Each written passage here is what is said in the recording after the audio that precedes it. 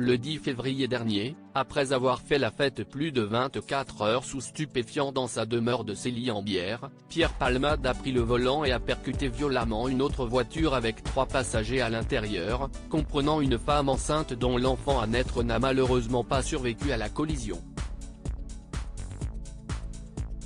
Mis en examen pour homicide et blessure involontaire par conducteur ayant fait usage de produits stupéfiants en état de récidive légale, l'humoriste avait été placé sous contrôle judiciaire avec interdiction de quitter l'hôpital. Mais l'ancien compagnon de Patrick Juvet a été victime d'un AVC le 25 février dernier, alors qu'il se trouvait au service addictologie de l'hôpital Paul Brousse de Villejuif. Selon les dernières informations de RTL, divulguées ce lundi 17 avril, si l'acolyte de Michel Larocque est toujours fragile, il resterait hospitalisé et surveillé de très près dans ce même établissement de santé. Selon les dires de nos confrères, le corps médical serait présent en continu auprès de Pierre Palmade, les visites de celui-ci seraient surveillées et les informations à son sujet bien préservées pour éviter une quelconque fuite. Tout est verrouillé, a ainsi indiqué RTL.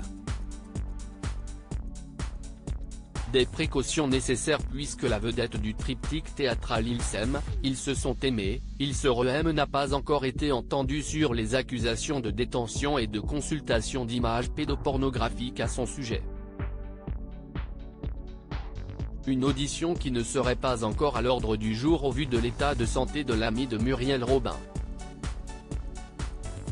Supérieur à Pierre Palmade, Muriel Robin, Michel Larocque, Véronique Sanson. Les femmes de sa vie. Pierre Palmade affaibli par son AVC, qui lui rend visite à l'hôpital ? Fin mars, France Dimanche révélait que Pierre Palmade était incapable de marcher et ne parvenait à se déplacer qu'en fauteuil roulant. Quand bien même son état de santé ne lui permettrait pas encore d'être entendu par les enquêteurs, le comédien de 55 ans ne serait pas totalement coupé du monde et recevrait quelques visites dans sa chambre d'hôpital. Nos confrères ont ainsi indiqué que son avocate, me Céline Lazec, passerait le voir, tout comme sa sœur Hélène, chirurgienne dentiste de profession.